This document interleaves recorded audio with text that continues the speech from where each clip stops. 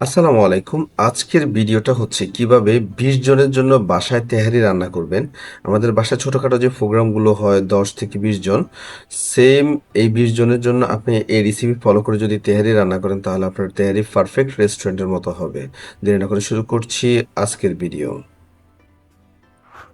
প্রথমে আমি এখানে ৪ কেজি গরুর মাংস নিয়েছি, আপনারা ৩ কেজি নিতে পারেন। তারপর ১ কাপ সয়াবিন তেল এবং ২ থেকে ৩ কাপ পেঁয়াজ আর একটু কাঁচামরিচ দিয়েছি, কাঁচামরিচটা কম বেশি করে দিতে পারেন। তারপর দিয়েছি ২ কাপ আদা রসুন পেস্ট আর পরিমাণ মতো লবণ। আর দিচ্ছি এখানে বিরিয়ানির মশলা ১০ টেবিল স্পুন, সাথে দিয়েছি ২ টেবিল স্পুন মরিচের গুঁড়া। তারপর এগুলো ভালো করে মাখিয়ে নিয়েছি।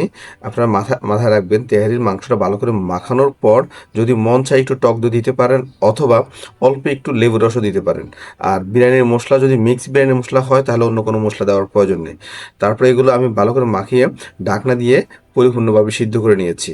এই সিদ্ধর সময় ৪৫ থেকে ৫০ মিনিট অথবা ১ ঘন্টা হতে পারে, ডিপেন্ড করে মাংসের সাইজের উপরে।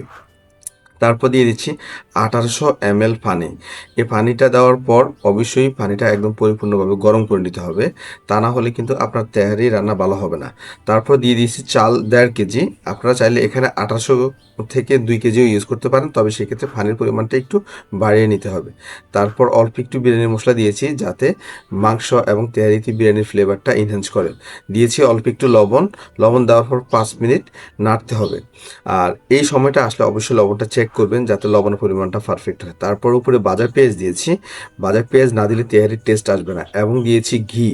ঘি এবং বাজার পেঁয়াজ দেওয়ার পর চাল এবং পানি যখন সমান লেভেলে চলে আসছে, তারপর ঢাকনা দিয়ে রেখে দিচ্ছি ২০ থেকে ২৫ মিনিট। আর ২৫ মিনিট পর দেখেন, ঢাকনাটা খোলার পর দেখেন এটা খুবই চমৎকার, ঝরঝরা এবং লুক্রেটিভ হয়েছে। আমরা যখন রেস্টুরেন্টে তেহারি রান্না করি ঠিক এই প্রসেসে রান্না করি। আশা করি আপনিও যদি এই প্রসেসে রান্না করেন তাহলে আপনার তৈরি হবে পারফেক্ট এবং ঝরঝরা। তাহলে আজকের রেসিপিটা কেমন লেগেছে অবশ্যই কমেন্টস করে জানাবেন, আর শেয়ার করতে কিন্তু ভুলবেন না। ভালো থাকবেন, আল্লাহ হাফিজ। বিসমিল্লাহ।